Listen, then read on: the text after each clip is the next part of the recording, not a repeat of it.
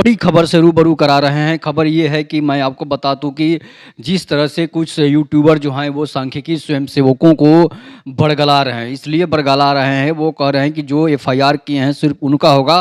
तो ये समझ लीजिए ये बात में 100 नहीं 1000% जो है वो झूठ है।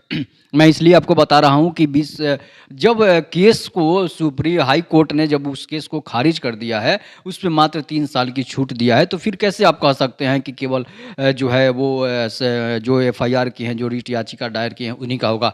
तो समझिए कि ये जो है वो सिर्फ़ और सिर्फ़ झूठ परोस रहे हैं। इसलिए कि मैं इसलिए मैं बता रहा हूँ, इसलिए बता रहा हूँ कि जब हाई कोर्ट ने उस केस को खारिज कर दिया है, तो किस तरह से आप कह सकते हैं कि आपका नौकरी होगा? मैं इसलिए 72,000 का कह रहा हूँ, बार-बार मैं 72,000 सांख्यिकी स्वयंसेवकों को इसलिए कहता हूँ, क्योंकि 72,000 वोट बैंक हैं। 72,000 सांख्यिकी जो है वो नीतीश कुमार का वोट बैंक है, चाहे तेजस्वी यादव का वोट बैंक है। तो समझिए कि वोट बैंक की राजनीति होगी, तभी आपकी नौकरी पक्की हो सकती है, नहीं तो नौकरी नहीं हो सकती है। मैं इसलिए कह रहा हूँ। अब कुछ लोगों से जब मैंने बात किया, तो वो कह रहे हैं कि जो एफआईआर दर्ज किए हैं, जो केस किए थे, उन्हीं का होगा। तो उनको तो हाई कोर्ट ने खारिज कर दिया है, ख़त्म कर दिया, उस बात को तो समाप्त कर दिया है।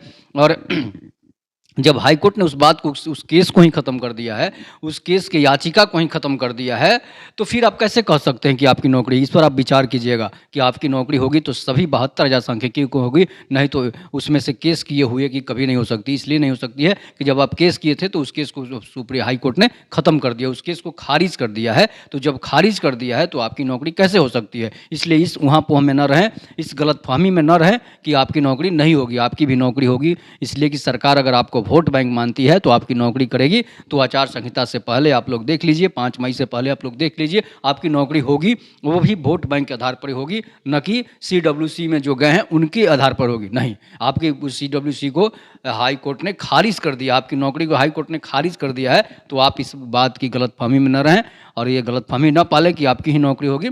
4,000 8,000 केस किए हैं तो उनका होगा? नहीं होगा, उनका तो केस ख़त्म हो गया है। तो होगा तो सबका होगा, नहीं तो किसी का नहीं होगा। ये बात आप गाँठ बाँध लीजिए। जब नौकरी होगी तो सभी की होगी, नहीं तो 1-2 लोगों की नौकरी या 4,000 5,000 की नौकरी नहीं होगी। और जो काम किए हैं, नहीं किए हैं, सबकी नौकरी होगी। आप निश्चिंत रहिए, आश्वस्त रहिए कि नौकरी जब होगी तो सबकी होगी, नहीं तो नहीं होगी।